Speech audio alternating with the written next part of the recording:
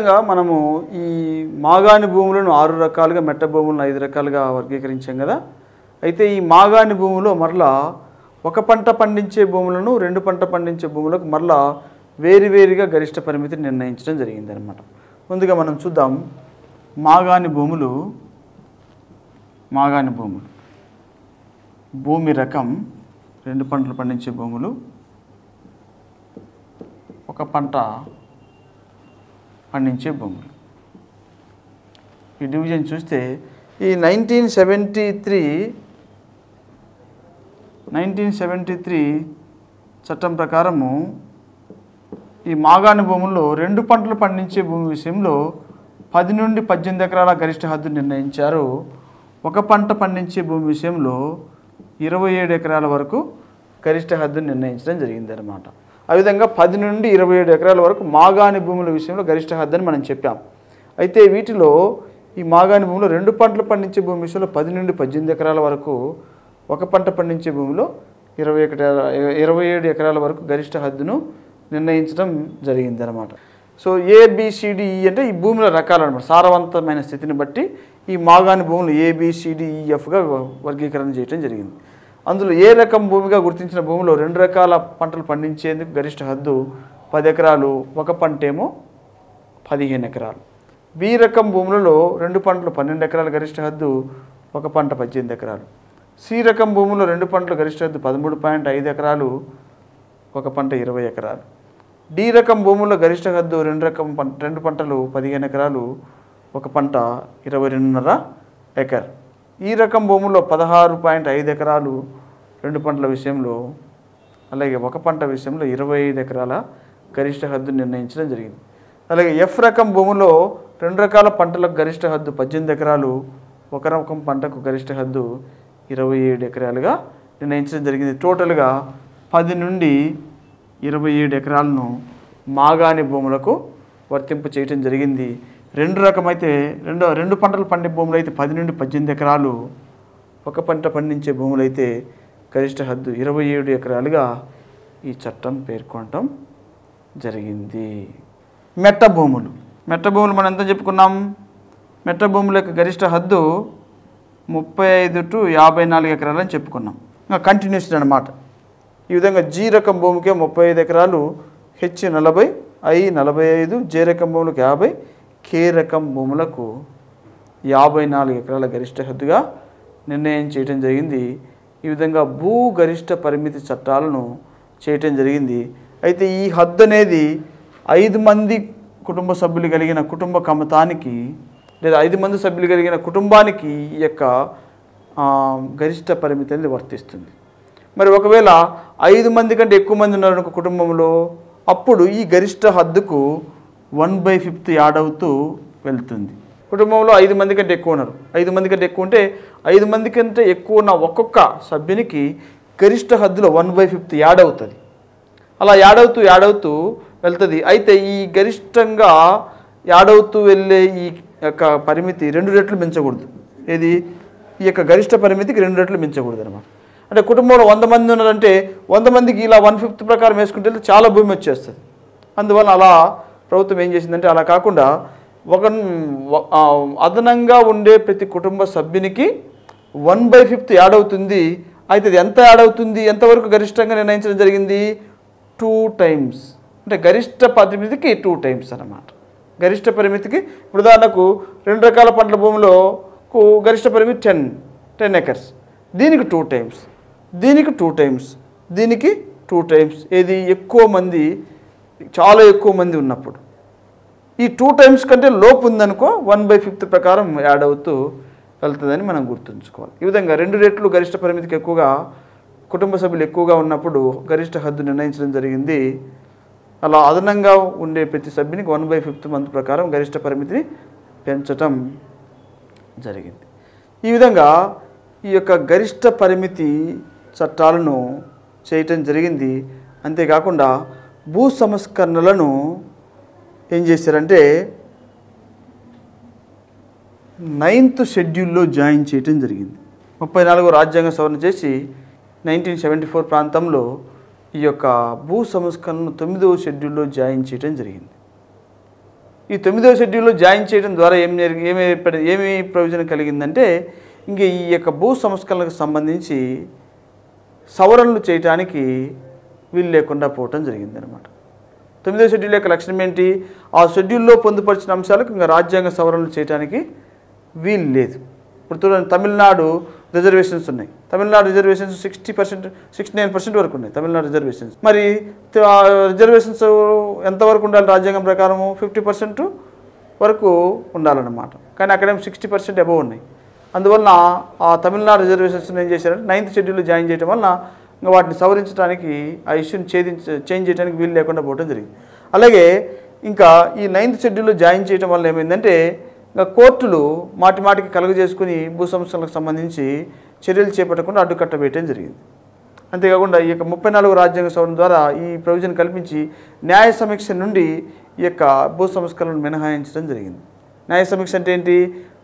న్యాయ సమీక్ష అంటే అర్థం ఏంటంటే కోర్టులు కలుగజేసుకొని రాజ్యాంగానికి అనుకూలంగా లేని అంశాలను చెల్లనేరవు అని కొట్టివేయటం లేదా మార్పు చేయటం, సవరణలు చేసే అధికారం. దాన్ని న్యాయ సమీక్ష అధికారం, జ్యుడిషియల్ రివ్యూ అంటాం. అయితే ఇక్కడ భూ సంస్కరణలకు ఈ జ్యుడిషియల్ రివ్యూ పరిధి నుండి మినహాయింపు ఇవ్వటం జరిగిందనమాట. అందువలన ఇంకా ఈ భూ సంస్కరణలు సక్రమంగా, సజావుగా, ఫలవంతంగా, ఉపయోగకరంగా ఉండాలంటే ఈ ప్రొవిజన్ అనేది తప్పనిసరి అని ఇలా చర్యలు చేపట్టడం జరిగింది. ఈ విధంగా భూ సంస్కరణలను అమలు చేసి సామాజిక న్యాయాన్ని సమకూర్చేందుకు ప్రభుత్వాలు తగిన విధంగా కృషి చేశాయని మనం ఈ సందర్భంగా గుర్తించవచ్చు. అలాగే భూ సంస్కరణలకు సంబంధించి రాష్ట్రంలో కొన్ని సంస్కరణలను సూచించేందుకు 2004వ సంవత్సరంలో కోనేరు రంగారావు కమిటీని అపాయింట్ చేయడం జరిగిందనమాట. ఈయన ఆంధ్రప్రదేశ్ రాష్ట్రంలోని భూములన్నింటినీ పరిశీలన చేసి 2006వ సంవత్సరంలో తన రిపోర్ట్ను సబ్మిట్ చేస్తూ కొన్ని సిఫార్సులను ప్రభుత్వానికి చేయడం జరిగింది. ఈ 104 సిఫార్సుల్లో 74 సిఫార్సులను ప్రభుత్వం వెంటనే ఆమోదించడం కూడా జరిగింది. ఈ 104 సిఫార్సుల్లో ఎక్కువ సిఫార్సులు ఏ వర్గం వారికి సంబంధించినవి ఒకసారి గ్రూప్ 2లో క్వశ్చన్ అడగడం జరిగింది.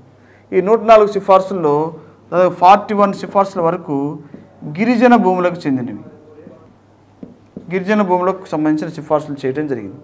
ఆయన ఏం చేశారంటే ఈ గిరిజన భూములను అన్యాక్రాంతం చేసిన వారి పరిధి నుండి గిరిజనులకు ఇచ్చివేయాలని, అలాగే గిరిజన ప్రాంతాల్లో గిరిజనేతలు నివసిస్తున్నట్టయితే వారి నుంచి అక్కడి నుంచి వెకేట్ చేయించాలని, అలాగే గిరిజనులకు పట్టాలు అందించి వారి భూములను వారికి అప్పజెప్పాలని, ఆ గిరిజన భూములను ఎవరైనా ఆక్రమించుకున్నట్లయితే వారిని శిక్షించి ఆ భూములను వారికి అప్పజెప్పేయాలని కొన్ని సిఫార్సులు చేయడం జరిగిందన్నమాట. అలా ఎక్కువ సిఫార్సు గిరిజనులకు సంబంధించి చేశారు. అలాగే 15 రికమెండేషన్స్ వరకు భూగరిష్ట పరిమితి చట్టాలకు సంబంధించి ఈయన ఒక 15 సిఫార్సులు చేయటం జరిగిందనమాట. అలాగే ఇంకా ఆయన రాష్ట్రంలో 14 రకాల భూములను గుర్తించి రాష్ట్రంలో పేదవారందరికీ ఒక్కొక్క ఎకరం చొప్పున పంచడానికి అనుకూలత కలిగిన భూములు ఉన్నాయి అని కూడా ఆయన చెప్పడం జరిగిందనమాట.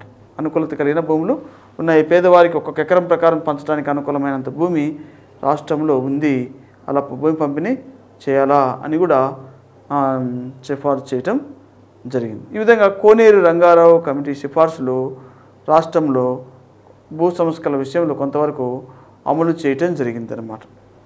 అయితే ఇక్కడ మనము భూ సంస్కరణలు గమనిస్తే ఈ భూ సంస్కరణలకు సంబంధించి కొన్ని పరిమితులు ఉన్నాయి. పరిమితులు అంటే భూ సంస్కరణలకు మినహాయించిన కొన్ని అంశాలు అన్నమాట. ఈ పరిమితుల్లో ముఖ్యంగా మనం కొన్ని గమనిస్తే ఈ భూ సంస్కరణలను కొన్ని విషయాల నుండి ఎగ్జామ్ చేయటం జరిగింది. ఉదాహరణకు గమనిస్తే ప్రభుత్వానికి సంబంధించిన భూములు, కేంద్ర ప్రభుత్వం, రాష్ట్ర ప్రభుత్వం, స్థానిక సంస్థలకు సంబంధించిన భూములకు భూ సంస్కరణల చట్టాలు వర్తించవు అని పేర్కొనటం జరిగింది. అలాగే దేవాదాయ భూములు, ధర్మాదాయ భూములు, ట్రస్ట్ భూములు, వక్ఫ్ బోర్డు భూములు, ఇటువంటి వాటికి భూ సంస్కరణ చట్టాలు వర్తించవని కూడా పేర్కొనటం జరిగింది. అలాగే సహకార సంస్థల పరిధిలో గల భూములకు, పారిశ్రామిక వాడల నిర్మాణం జరగబోయే భూములకు, విద్యుత్ కేంద్రాల నిర్మాణం జరగబోయే భూములకు, భారీ ప్రాజెక్టుల నిర్మాణం పరిధిలో గల భూములకు ఈ చట్టాలు వర్తించవు అని పేర్కొనటం జరిగింది. అంతేకాకుండా మత సంబంధమైన కార్యకలాపాలకు అలాట్ చేసిన భూములకు కూడా ఈ చట్టాలు వర్తించవు అని పేర్కొనటం జరిగింది. అలాగే తోట పంటల భూములకు కూడా ఈ చట్టాలు వర్తించవు అని పేర్కొనటం జరిగింది. టీ, కాఫీ, రబ్బర్ లాంటివి పంటలు పండించే భూములకు ఈ చట్టాలు వర్తించవు అని పేర్కొనటం జరిగింది. అంతేకాకుండా ఇంకా సహకార బ్యాంకుల పరిధిలో ఉన్న భూములకు లేదా బ్యాంకుల వేలం పరిధిలో ఉన్న భూములకు ఈ చట్టాలు వర్తించవని కూడా పేర్కొనడం జరిగింది. అంతేకాకుండా చెరకు పండించే భూములకు, చక్కెర ఫ్యాక్టరీల అధీనంలో గల భూములకు ఈ చట్టాలు వర్తించవని కొన్ని మినహాయింపులు ఇవ్వటం జరిగింది.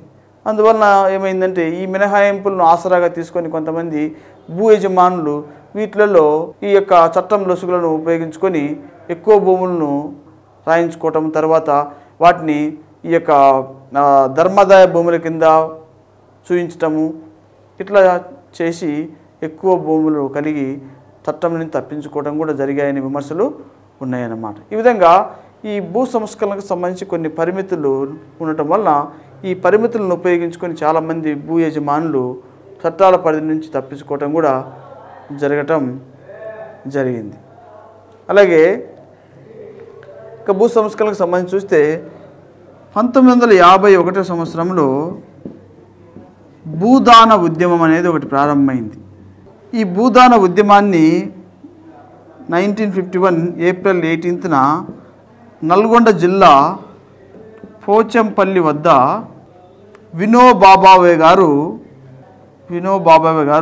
ఈ యొక్క భూదాన ఉద్యమాన్ని ప్రారంభించడం జరిగింది. ఏంటి భూదాన ఉద్యమము అంటే, భారతదేశంలో ఎక్కువ భూములు కలిగిన భూస్వాములను వినోబాబావే గారు రియలైజ్ చేసి పేదవారికి మీరు కొంత భూమిని దానం చేయండి, మీరు దానం చేయటం వల్ల వారి జీవితాలు బాగుపడతవి, అలా సమకూర్చిన భూములను పేదలకు పంపిణీ చేద్దాం అని వారిని రియలైజ్ చేసి మోటివేట్ చేసే విధానంలో భూదాన ఉద్యమాన్ని ఆరంభించడం జరిగింది.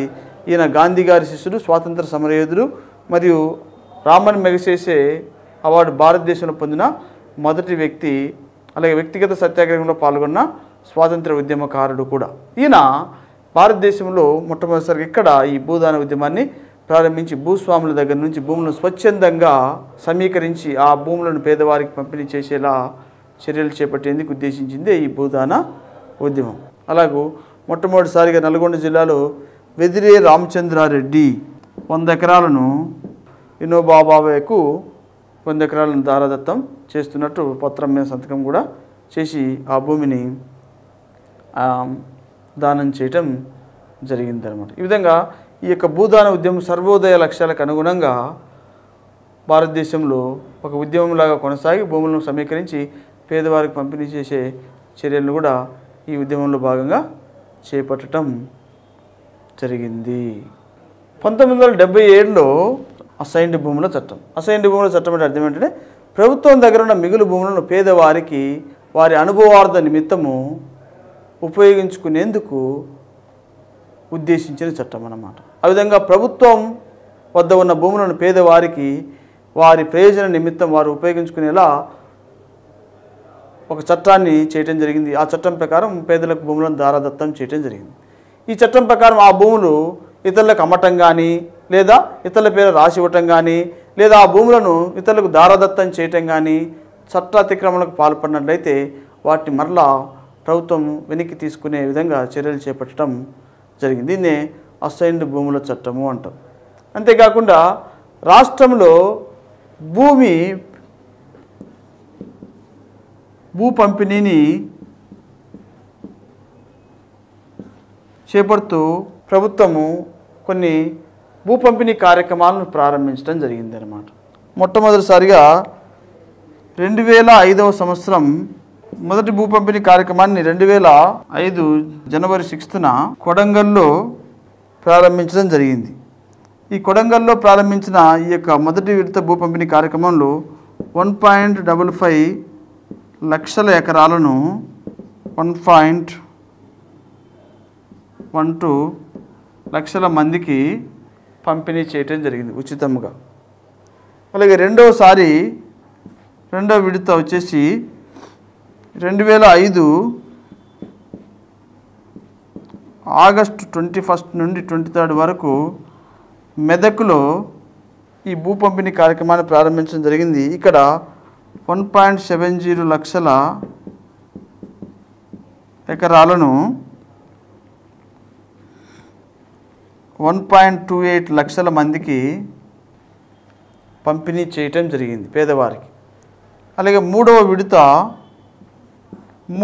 భూ పంపిణీ కార్యక్రమాన్ని 2006 సంవత్సరం నవంబర్ 19న నల్లమాడ అనే చోట అనంతపురం జిల్లాలో ప్రారంభించడం జరిగింది. ఇక్కడ 1.11 లక్షల ఎకరాలను 73,550 మందికి పంపిణీ చేయటం జరిగింది. 73,550 మంది పంపిణీ చేయడం జరిగింది. అలాగే నాలుగో విడత 2008 19 నుంచి 25 వరకు తిరుపతిలో ప్రారంభించడం జరిగింది. ఇక్కడ 1.66 లక్షల ఎకరాలు 1.19 లక్షల మందికి పేదవారికి ఉచితంగా పంపిణీ చేయటం జరిగింది. అలాగే ఐదవ విడత 2010 ఏప్రిల్ 14న 91,055 ఎకరాలను 63,037 మంది పేదవారికి దారదత్తం చేయటం జరిగింది. అలాగే ఇంకా 2009 ఆగస్టులో 13 లక్షల ఎకరాలను గిరిజనులకు పంపిణీ చేసే కార్యక్రమం కూడా ప్రారంభించడం జరిగింది.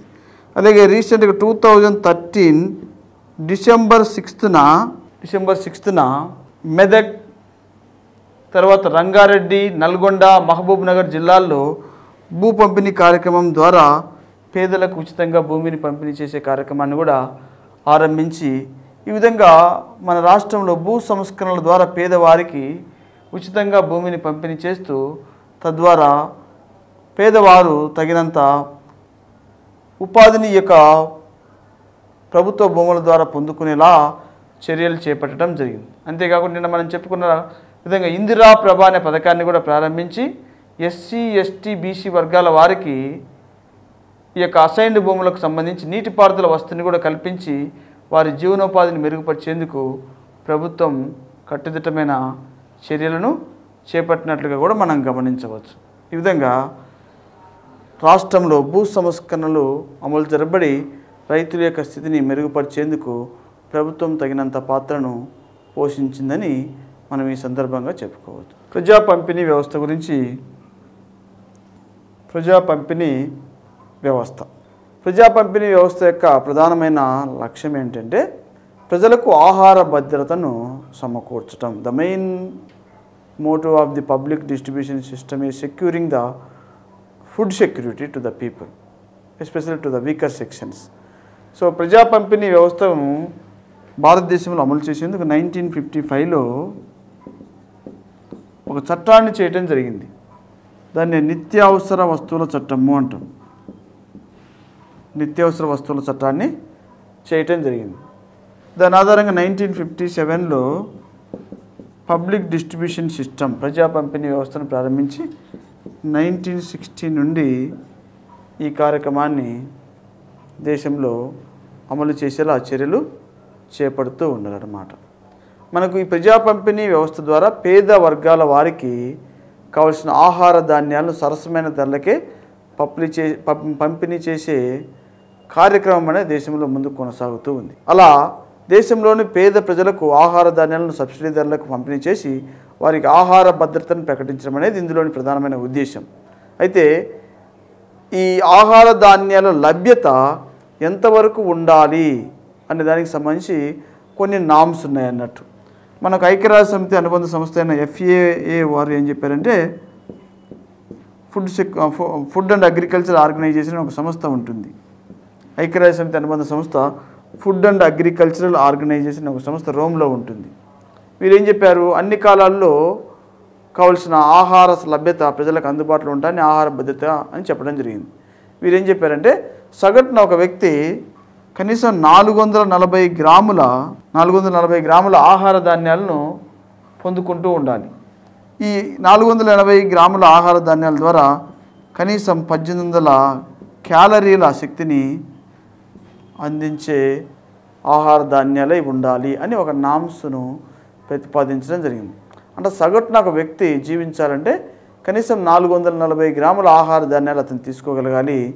అవి కనీసం 1800 క్యాలరీల శక్తిని ఇచ్చేవిగా ఉండాలని చెప్పడం జరిగింది. మనకు 6వ ప్రణాళిక కాలంలో కూడా పేదరికాన్ని నిర్వచించేటప్పుడు ఇలాంటి ఆహార ప్రమాణాన్ని ప్రకటించడం జరిగింది ప్రణాళిక సంఘం వారు. గ్రామీణ ప్రాంతాల్లో రోజుకు సగటున ఒక వ్యక్తి 2400 క్యాలరీల ఆహారం తీసుకోవాలని, పట్టణ ప్రాంతాల్లో 2100 క్యాలరీల ఆహారం తీసుకోగలగాలని, ఈ ఆహారం కూడా తీసుకోలేని వారిని బీపీఎల్ పీపుల్గా పరిగణించాలని చెప్పడం జరిగింది. బిలో పావర్టీ లైన్ పీపుల్గా పరిగణించాలని చెప్పడం జరిగింది. ఇది కనీస ఆహార విలువ అన్నమాట. ఆ విధంగా ప్రజా పంపిణీ వ్యవస్థ ద్వారా కనీసం ఈ విధంగా ఇటువంటి నామ్స్ని ఫిల్ చేసే విధంగా ప్రభుత్వము ప్రజా పంపిణీ వ్యవస్థను ముందుకు తీసుకెళ్తూ ఉంది. 2004 నుండి దేశంలో ప్రజా పంపిణీ వ్యవస్థను సర్వప్రియ అనే పేరుతో ముందుకు కొనసాగించడం జరుగుతూ ఉంది. ఏపీలో అయితే దీన్ని గృహమిత్ర అంటారు. మిత్ర అనే ఈ పథకం ద్వారా ప్రజా పంపిణీ వ్యవస్థ ద్వారా పేద ప్రజలకు ఆహార ధాన్యాలను సబ్సిడీ ధరలకే పంపిణీ చేసే కార్యక్రమాన్ని లాంచ్ చేయడం జరిగింది. సో 1974లో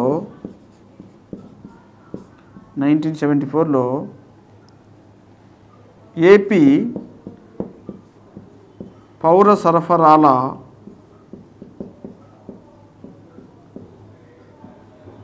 కార్పొరేషన్ను ఏర్పాటు చేయడం జరిగింది. ఈ ఏపీ పౌర సరఫరాల కార్పొరేషన్ ఆధ్వర్యంలో ఆంధ్రప్రదేశ్లో ఆహార ధాన్యాలను పేదవారికి సబ్సిడీ ధరలకి పంపిణీ చేయటం జరుగుతూ ఉందన్నమాట. ఈ యొక్క ప్రజా పంపిణీ వ్యవస్థ ద్వారా ప్రజా పంపిణీ వ్యవస్థకు 1981లో కొన్ని సవరణలు చేసి ప్రజా పంపిణీ వ్యవస్థను ఈవెన్ ఎడారి ప్రాంతాలు, గిరిజన ప్రాంతాలు, కరువు ప్రాంతాలకు సైతము ప్రజా పంపిణీ వ్యవస్థ ద్వారా ఆహార ధాన్యాన్ని సప్లై చేయాలా అనే ఒక విధానాన్ని వెలుగులోకి తీసుకురావడం జరిగింది. దాన్ని ఆర్పిడిఎస్ అంటారు. 1992లో ఈ విధానాన్ని వెలుగులోకి తీసుకురావడం జరిగింది. ఆర్పిడిఎస్ అంటే రీవ్యాంప్డ్ పబ్లిక్ డిస్ట్రిబ్యూషన్ సిస్టమ్ అని. ఆర్పిడిఎస్ అంటే రీవ్యాంప్డ్ పబ్లిక్ డిస్ట్రిబ్యూషన్ సిస్టమ్ ద్వారా కరువు ప్రాంతాలను, గిరిజన ప్రాంతాలను మరియు ఎడారి ప్రాంతాలను సైతం ప్రజా పంపిణీ వ్యవస్థ పరిధిలోకి తీసుకొని రావడం జరిగింది. అలాగే 1997లో టీపీడిఎస్ అంటే టార్గెటెడ్ పబ్లిక్ డిస్ట్రిబ్యూషన్ సిస్టమ్ ద్వారా లక్షిత వర్గాల వారికి ప్రజా పంపిణీ వ్యవస్థ ద్వారా ఆహార ధాన్యాలను సప్లై చేసే కార్యక్రమాన్ని ఆరంభించడం జరిగింది. దీని ద్వారా APL people, BPL people, Antyodaya people, Annapurna Yojana people అని రకరకాలుగా వర్గీకరణ చేసి ఆహార ధాన్యాలను సప్లై చేయడం జరుగుతూ ఉంది అన్నమాట. ఈ టార్గెటెడ్ పబ్లిక్ డిస్ట్రిబ్యూషన్ సిస్టమ్ లక్షిత ప్రజా పంపిణీ వ్యవస్థ భారతదేశంలో బడుగు బలహీన వర్గాల వారికి, పేదవారికి తక్కువ ధరలకే ఆహార ధాన్యాలను సప్లై చేసే కార్యక్రమాన్ని కొనసాగించడం జరుగుతూ ఉంది. దీని ద్వారా ఎక్కువ మందికి ఈ యొక్క ఆహార ధాన్యాల లభ్యత అనేది అందుబాటులోకి రావడం జరిగింది. దీని ప్రకారం మనం చూస్తే మనకి ఇప్పుడు బీపీఎల్ పీపుల్, ప్రధానంగా ఏపీఎల్ పీపుల్ అని 2 వర్గాలు ఉంటారు. Below poverty line people, above poverty line people. ఈ below poverty line people, above poverty line ఏ విధంగా వర్గీకరణ చేస్తారంటే గ్రామాలలో కనీసం సంవత్సర ఆదాయం 60,000 కూడా లేని వారిని, పట్టణాల్లో 75,000 కూడా లేని వారిని బీపీఎల్ పీపుల్గా వర్గీకరణ చేయడం జరుగుతుంది అన్నమాట. బిలో పావర్టీ లైన్ పీపుల్గా వర్గీకరణ చేయడం జరుగుతుంది. సాంవత్సరిక ఆదాయం గ్రామీణ ప్రాంతాల్లో 60,000, పట్టణ ప్రాంతాల్లో 75,000 కూడా రాని ఆ యొక్క కుటుంబాన్ని బీపీఎల్ కుటుంబంగా పేర్కొనడం జరుగుతుంది. తద్వారా ప్రభుత్వం ఈ వర్గాల వారికి తగినంత చేయూతను అందివ్వటం జరుగుతుంది అన్నమాట. అలా ఆంధ్రప్రదేశ్ రాష్ట్రంలో ఈ ప్రజా పంపిణీ వ్యవస్థను వెలుగులోకి తీసుకొని వచ్చి ఆ ప్రజా పంపిణీ వ్యవస్థ ద్వారా ఆహార ధాన్యాలను సప్లై చేయడం జరుగుతూ ఉందన్నమాట. 2008 ఏప్రిల్ 1న రాజశేఖర రెడ్డి గారు జడ్చెలలో ఈ ₹2 కిలో బియ్యం పథకాన్ని మరలా ప్రారంభించడం జరిగింది. అంతకుముందు ₹5 కంటే ఎక్కువగా చెల్లించాల్సి వచ్చేది కిలో ₹2 బియ్యానికి.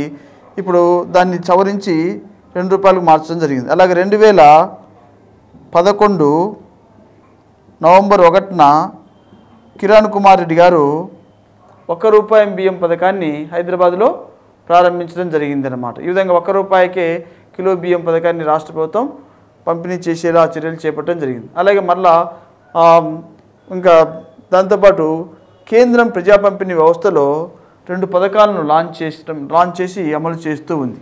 అవేంటంటే AAY అంత్యోదయ అన్న యోజన.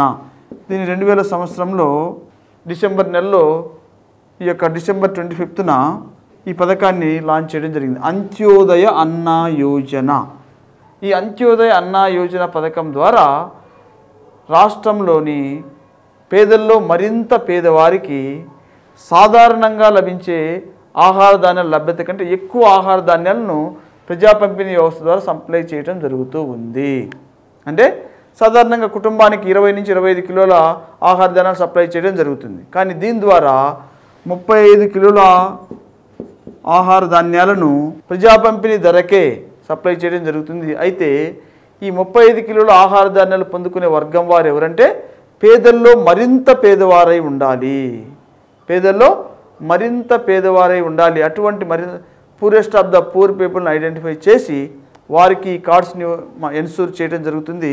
వీటికి కావాల్సిన నిధులను కేంద్ర ప్రభుత్వమే సమకూర్చి కేంద్ర ప్రభుత్వం యొక్క నిధుల ద్వారా భారతదేశంలో పేదలలో మరింత పేదవారికి తక్కువ ధరలకే ఆహార ధాన్యాలు పంపిణీ చేసి వారికి ఆహార భద్రతను సమకూర్చడం అనేది ఈ యొక్క పథకంలోని ఉద్దేశం అన్నమాట. అలాగే అన్నపూర్ణ యోజన, ఇది కూడా 2000 సంవత్సరంలో 60 సంవత్సరాలు దాటిన వయోవృద్ధులకు, ఎవరికైతే వృద్ధాప్య పెన్షన్ రావట్లేదో వారికి, అలాగే వితంతువులకు, ఎయిడ్స్ వ్యాధిగ్రస్తులకు ప్రభుత్వం ఈ అన్నపూర్ణ యోజన ద్వారా 10 కేజీల ఆహార ధాన్యాలను ఉచితంగానే పంపిణీ చేసే కార్యక్రమాన్ని లాంచ్ చేయటం జరిగింది. ఈ ఉచితంగా పంపిణీ చేసే కార్యక్రమం ద్వారా ఏమైందంటే పేదల్లో మరింత పేదవారు లబ్ధి పొందుకునేలా ఈ కార్యక్రమం అనేది దేశవ్యాప్తంగా అమలు చేసేలా కేంద్ర ప్రభుత్వం చర్యలు తీసుకుంటూ ఉందన్నమాట. ఆ విధంగా రాష్ట్రంలో కూడా ఈ పథకాలను ప్రభుత్వం కంటిన్యూ చేస్తూ ఉంది. ప్రజా పంపిణీ వ్యవస్థలో 1991 నుండి ఈ కార్డ్స్ను మార్పు చేయటం జరిగింది. అంతకుముందు ఆకుపచ్చ కార్డులుగా ఉన్న వాటిని ఇప్పుడు తెల్ల కార్డులుగా మార్పు చేయటం జరిగింది. అలాగే పసుపు కార్డులను ఆరెంజ్ కార్డ్స్గా మంజూరు చేస్తూ ఉన్నారు. అలాగే 1998 నుండి ఈ ప్రజా పంపిణీ వ్యవస్థలో అక్రమాలను నిర్మూలించేందుకు బార్కోడెడ్ కూపన్ సిస్టాన్ని కూడా ప్రవేశపెట్టడం జరిగిందనమాట. ఈ విధంగా ప్రజా పంపిణీ వ్యవస్థ ద్వారా ఉద్దేశించిన లక్ష్యాలను సాధించేలా ప్రభుత్వం కట్టుదిట్టమైన చర్యలను చేపడుతూ ఉంది. అంతేకాకుండా 2005వ సంవత్సరంలో ఈ రేషన్ దుకాణాలను రేషనలైజ్ చేయటం కూడా ప్రారంభించడం జరిగింది. రేషనలైజ్ చేయటం ప్రారంభించడం జరిగిందనమాట. ఏ విధంగా అంటే గ్రామాలలో ప్రతి 400 నుండి 450 వైట్ కార్డ్స్ ప్లస్ 50 పింక్ కార్డ్స్కు ఒక రేషన్ దుకాణం ఉండేలా నామ్స్ను ప్రతిపాదించడం జరిగింది. గ్రామాల్లో 400 నుండి 450 వైట్ కార్డు హోల్డర్సు, అలాగే 50 పింక్ కార్డు హోల్డర్స్కు ఒక రేషన్ దుకాణం ఉండేలా నామ్స్ రూపొందించడం జరిగింది. అలాగే పట్టణాల్లో 500 నుండి 550 వైట్ కార్డ్స్ ప్లస్ 250 పింక్ కార్డ్స్కి ఒక రేషన్ దుకాణం ఉండేలా నిబంధనలు రూపొందించడం జరిగింది. అలాగే మున్సిపాలిటీలలో 650 వైట్ కార్డ్స్ ప్లస్ 250 పింక్ కార్డ్స్కు ఒక రేషన్ దుకాణం ఉండేలా నిబంధనలు రూపొందించి ఈ విధంగా ప్రతి 2000 జనాభాకు ఒక రేషన్ దుకాణం ఉండాలా అని నిబంధనలు రూపొందించడం జరిగింది. ఆంధ్రప్రదేశ్లో అయితే పర్టికులర్గా 1935 మందికి ఒక రేషన్ దుకాణము ఉన్నట్లుగా మనకు తెలుస్తూ ఉంది అన్నమాట. ఈ విధంగా రేషన్ దుకాణాలను క్రమబద్ధీకరణ చేయటం మనము గమనించవచ్చు. ప్రజా పంపిణీ వ్యవస్థలో అక్రమాలను నిర్మూలించేందుకు ఐరిస్ బేస్డ్ రేషన్ కార్డు విధానాన్ని ప్రవేశపెట్టడం జరిగిందనమాట. దాని ప్రకారము మన కళ్ళలోని లెన్స్ను స్కాన్ చేయటం ద్వారా ఈ అక్రమంగా ఒక వ్యక్తి 2-3 చోట్ల రేషన్ కార్డులు కలిగి ఉన్నప్పుడు అక్కడ ఆ విధానం ద్వారా దొరికిపోవడం జరుగుతుంది. తద్వారా ఆ రేషన్ కార్డ్స్ ఎవరైతే అధికంగా కలిగి అక్రమంగా అనుభవిస్తున్నారో వాటిని రిమూవ్ చేసే విధానాన్ని కూడా 2005వ సంవత్సరంలో ప్రారంభించడం జరిగింది. దాన్ని ఐరిస్ బేస్డ్ రేషన్ కార్డుల క్రమబద్ధీకరణ విధానము అని పిలవడం జరిగింది. ఇది ఇజ్రాయెల్ టెక్నాలజీతో మనము ఈ విధానాన్ని అమలు చేయడం జరిగింది. ఈ విధానము 2005 జూన్ 26న మున్సిపాలిటీలు కార్పొరేషన్స్లో ఈ విధానాన్ని అమలు చేయడం జరిగింది.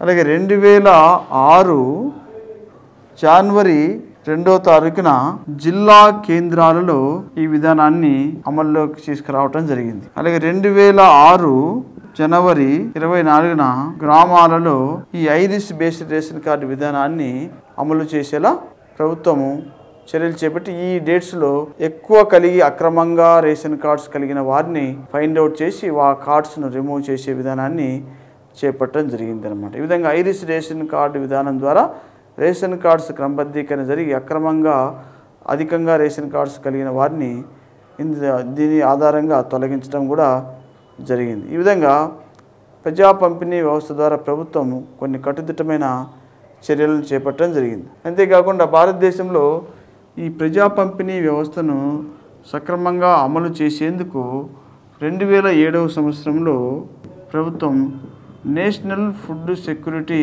మిషన్ అనే ఒక పథకాన్ని ప్రారంభించడం జరిగింది. ఈ నేషనల్ ఫుడ్ సెక్యూరిటీ మిషన్ను 2007 ఖరీఫ్ సీజన్ నుంచి ఆరంభించి భారతదేశంలో ప్రజా పంపిణీ వ్యవస్థ ద్వారా ఆహార ధాన్యాలను సక్రమంగా అందించేందుకు వ్యవసాయ ఉత్పత్తులు అదనపు ఉత్పత్తిని సృష్టించే ఉద్దేశంతో ఈ పథకాన్ని లాంచ్ చేయడం జరిగిందనమాట.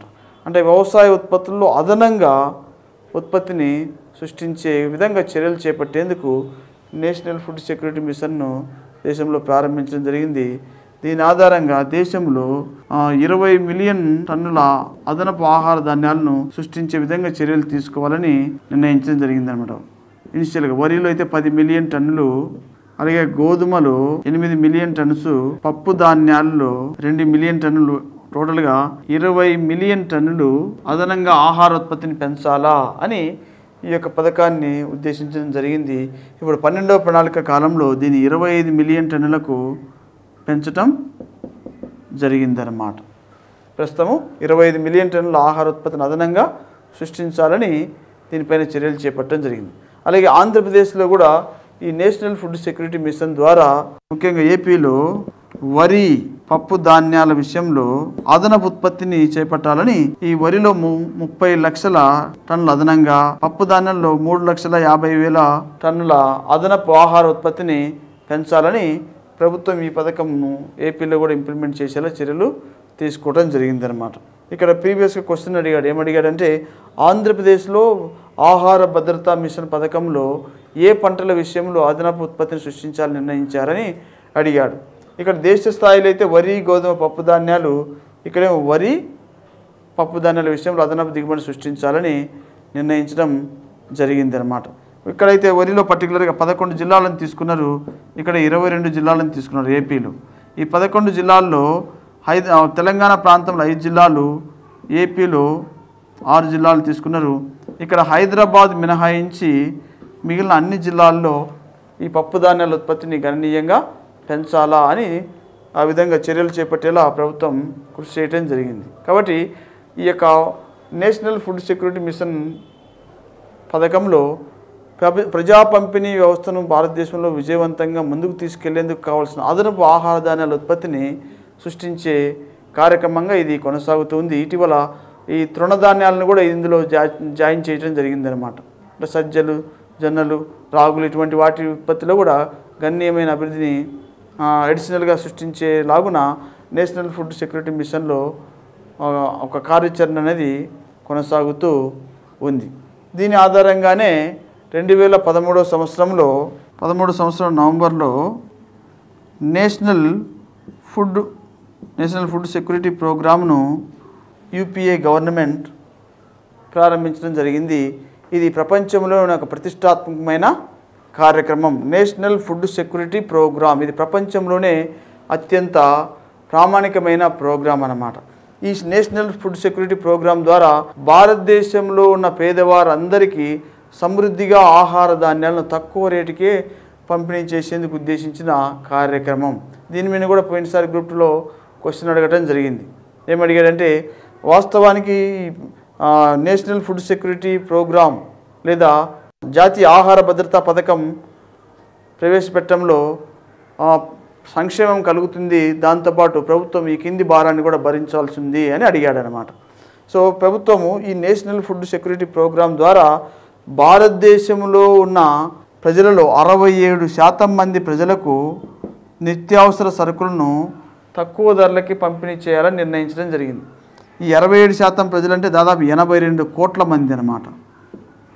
82 కోట్ల మందిని పీడిఎస్ సిస్టమ్ కిందకి తీసుకురావడం జరిగింది, పబ్లిక్ డిస్ట్రిబ్యూషన్ సిస్టమ్ కిందకి. అంటే అర్థం ఏమిటంటే నాకు ఆహారం లేదు, నేను ఇబ్బంది పడుతున్నాననే మాట ఎవరి నోటి నుంచి రాకుండా ప్రతి ఒక్కరికి ఆహార భద్రత, నేషనల్ ఫుడ్ సెక్యూరిటీ, ఆహార భద్రతను కల్పించేలాగున ఈ యొక్క పథకాన్ని ప్రారంభించడం జరిగింది. ఇది ప్రపంచంలోనే అతిపెద్ద సంక్షేమ కార్యక్రమం. సో ఇలా 82 కోట్ల మంది ప్రజలకు వర్తించేలా దీన్ని కొనసాగిస్తూ ఉన్నారు. ఇది గ్రామీణ ప్రాంతాల్లో అయితే 75% మంది ప్రజలకు, ఇది రూరల్ ఏరియాస్లో, అలాగే పట్టణ ప్రాంతాల్లో అర్బన్ ఏరియాస్లో 50% మంది ప్రజలకు ఈ పథకం ద్వారా లబ్ధి జరిగేలా ప్రభుత్వం చర్యలను చేపడుతూ ఉంది. పథకానికి ప్రస్తుత బడ్జెట్లు అయితే 65,000 కోట్ల రూపాయలను ఈ యొక్క నేషనల్ ఫుడ్ సెక్యూరిటీ ప్రోగ్రాంకు ప్రభుత్వం అలొకేట్ చేయటం జరిగింది. ఈ విధంగా ఈ యొక్క పథకాన్ని ప్రస్తుతం భారతదేశంలో అయితే 11 రాష్ట్రాలు అంగీకరించి ఈ పథకాన్ని అమలు చేసేలా ఒప్పుకోవడం జరిగింది. ఈ పథకం అమలు ద్వారా భారతదేశంలోని పేదవారందరికీ సబ్సిడీ ధరలకే ఆహార ధాన్యాలను పొందుకునే వీలు కలుగుతుంది. దీని ద్వారా ఆహార భద్రత అనేది చేకూరటం జరుగుతుంది. ఈ విధంగా ఇది ప్రజా పంపిణీ వ్యవస్థలో ఒక కీలకమైన పథకంగా ప్రభుత్వం కొనసాగిస్తూ పేద ప్రజలకు పట్టెడన్నం పెట్టే లక్ష్యంతో ఆహార భద్రతను కల్పించి తద్వారా వారు మంచి జీవన నైపుణ్యాన్ని, నాణ్యతను పొందుకునేలా తగినంత ఆహార పదార్థాలను సమకూర్చేందుకు ప్రభుత్వం ఈ యొక్క పథకాన్ని కొనసాగిస్తూ ఉంది. ఈ విధంగా ప్రజా పంపిణీ వ్యవస్థ ద్వారా పేద ప్రజలకు ఆహార భద్రతను కల్పించేందుకు ప్రభుత్వం కోట్ల కొలది రూపాయలను సబ్సిడీగా సమకూర్చి తద్వారా పేదవారికి ఆహార ధాన్యాలను తక్కువ ధరలకే సప్లై చేస్తూ వారి యొక్క జీవన ప్రమాణాన్ని కాపాడుతుందని మనం చెప్పుకోవచ్చు. అలాగే వ్యవసాయ మార్కెటింగ్. ఈ వ్యవసాయ మార్కెటింగ్లో కొన్ని పర్టికులర్ దశలు ఉంటాయి. ఆ దశలను మనం గమనిద్దాం. ఇందులో నెంబర్ 1 అసెంబ్లింగ్.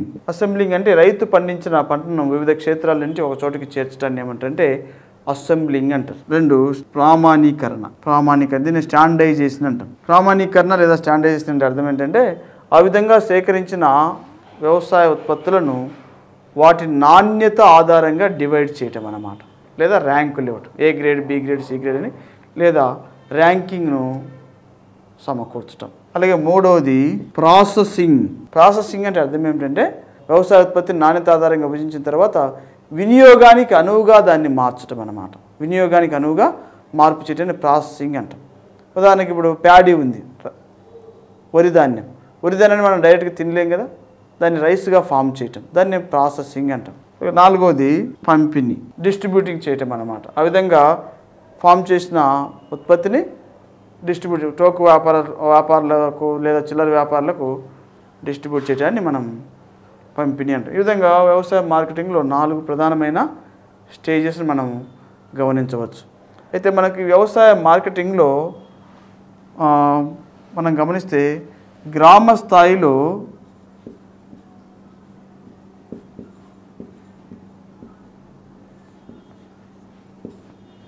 మరియు పట్టణ స్థాయిల్లో కొన్ని రకాలైన మార్కెట్లను మనం గమనించవచ్చు. ముందుగా మనం చూస్తే గ్రామ స్థాయిల్లో మనకు కనిపించే మార్కెట్లను ప్రాథమిక మార్కెట్లు, హాట్ బజార్లు ఆర్ సాండీలు అంటాం. సౌత్ ఇండియాలో సాండీలు అంటాం, దక్షిణ భారతదేశంలో వీటిని శాండీస్ అంటాం.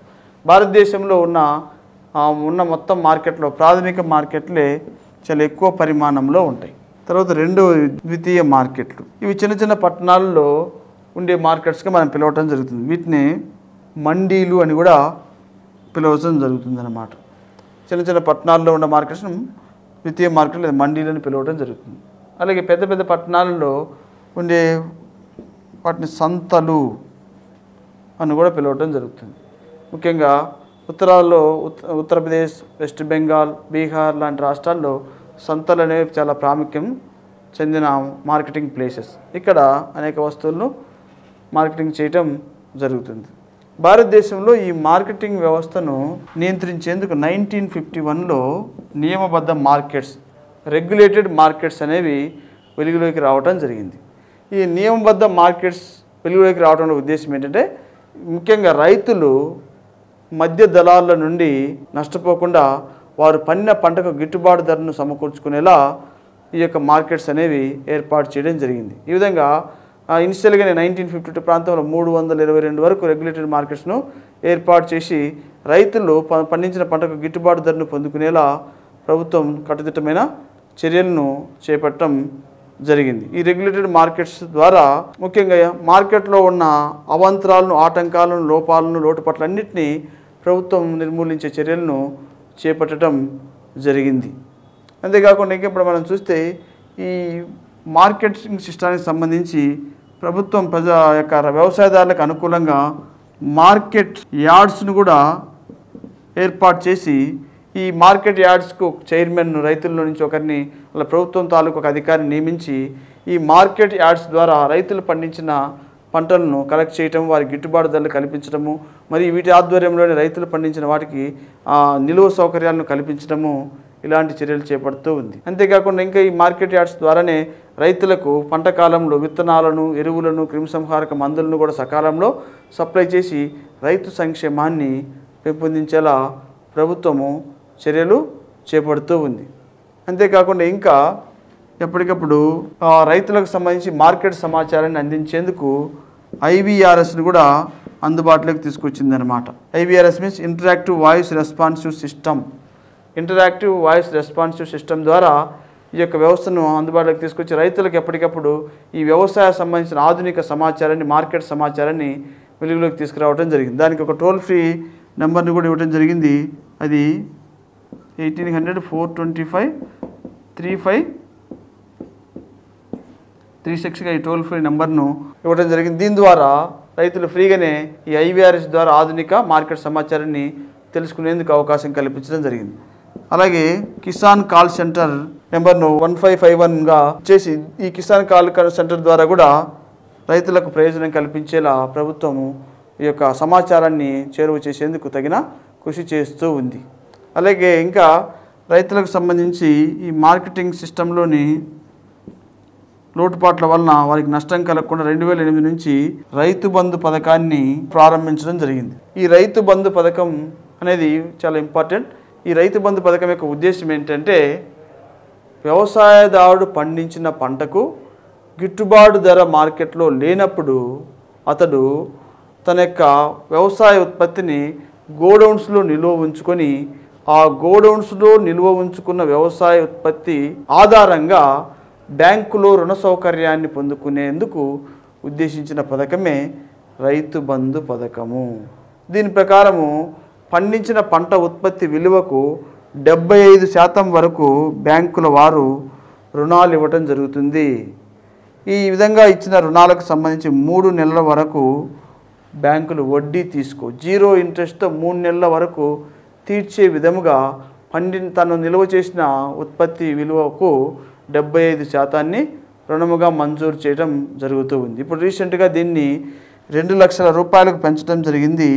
ఈ రైతు బంధు పథకం ద్వారా 2 లక్షల రూపాయల వరకు గరిష్టంగా రైతులు తమ యొక్క వ్యవసాయ ఉత్పత్తిని గోడౌన్స్లో నిల్వ ఉంచుకొని తద్వారా వీరు ఆర్థికంగా ప్రయోజనం పొందుకునేలా ప్రభుత్వం తగిన వెసులుబాటును కూడా కల్పించడం జరిగింది. తర్వాత గిట్టుబాటు ధర వచ్చిన తర్వాత వారి వ్యవసాయ ఉత్పత్తిని గిట్టుబాటు ధరకు అమ్ముకొని తాము చేసిన రుణాలను తీర్చుకునేలా కూడా ప్రభుత్వం తగిన చర్యలను చేపడుతూ ఉంది. అలాగే ఇంకా రైతులకు ఎప్పటికప్పుడు ఆధునిక సమాచారాన్ని శిక్షణను అందించేందుకు డాట్స్ అనే ప్రోగ్రామ్ను కూడా హైదరాబాద్లో రాజేంద్ర నగర్లో వెలుగులోకి తీసుకురావడం జరిగిందనమాట. DAATT means district agriculture advisory and transfer of technology, DATT. Agriculture university వారు district agriculture advisory and transfer technology అనే ఈ కార్యక్రమం ద్వారా రైతులకు అనేక రకాలైన సాంకేతిక మెలకువలను, సాంకేతిక శిక్షణను ఇచ్చి ఆధునిక వ్యవసాయ విధానాలను వారు ఎలా అవలంబించాలనే ఆ కార్యక్రమాన్ని కూడా ప్రభుత్వం వ్యవసాయ విశ్వవిద్యాలయాల సహకారంతో కొనసాగిస్తూ ఉంది. అలాగే 2009లో కోల్డ్ స్టోరేజెస్ నిర్మాణం కూడా ప్రభుత్వం చేపట్టడం జరిగిందనమాట. ఈ ప్రీవియస్గా అడిగాడు, ఈ కోల్డ్ స్టోరేజ్ ఏర్పాటు ఎప్పటి నుంచి జరిగింది అని. 2009 నుంచి రాష్ట్రంలో ఈ కోల్డ్ స్టోరేజ్ ఏర్పాటు కూడా వేగవంతం చేయడం జరిగింది. ఈ కోల్డ్ స్టోరేజ్ ఏర్పాటు వలన ముఖ్యంగా మిర్చి పంట లాంటి పంట పండించుకున్న వారు ఈ కోల్డ్ స్టోరేజ్లో తమ యొక్క ఉత్పత్తిని నిల్వ ఉంచుకోవడానికి వీలవటం జరిగింది. తద్వారా వారు గిట్టుబాటు ధర వచ్చేంత వరకు అక్కడ నిల్వ ఉంచుకొని గిట్టుబాటు ధర వచ్చిన తర్వాత తమ యొక్క ఆ యొక్క ఉత్పత్తిని డిస్పోజ్ చేసుకోవడానికి వీలవటం జరుగుతూ ఉంది. ఈ విధంగా కోల్డ్ స్టోరేజెస్ వలన వ్యవసాయ ఉత్పత్తులకు గిట్టుబాటు ధర కల్పించేలా ప్రభుత్వం ఈ యొక్క గిడ్డంగి సౌకర్యాలను కూడా ప్రభుత్వం సమకూరుస్తూ ఉంది. ఈ విధంగా కోల్డ్ స్టోరేజ్ ఎక్కడ ఎక్కువగా ఏర్పాటు చేశారంటే గుంటూరులో ఈ కోల్డ్ స్టోరేజ్ ఏర్పాటు అనేది ఎక్కువగా జరిగింది. ఎందుకంటే గుంటూరు జిల్లా ఈ మిర్చి పంటకు చాలా ఎక్కువ ప్రసిద్ధి కాబట్టి ఇక్కడ కోల్డ్ స్టోరేజ్ ఏర్పాటు ఎక్కువగా జరిగిందని మనకు తెలుస్తూ ఉంది. ఈ విధంగా రాష్ట్రంలో వ్యవసాయ మార్కెటింగ్ సంబంధించిన వస్తువులను, సదుపాయాలను కల్పించి రైతులు ఎక్కడ నష్టపోకుండా ప్రభుత్వం ఏం చేస్తుందంటే కట్టుదిట్టమైన చర్యలు చేపట్టడం ద్వారా వారి యొక్క ప్రయోజనాలను పరిరక్షిస్తూ వ్యవసాయదారుల యొక్క ఆర్థిక స్థితిని మెరుగుపరిచేందుకు తగినంత ప్రోత్సాహకాలను ప్రభుత్వం కల్పిస్తూ ఉంది.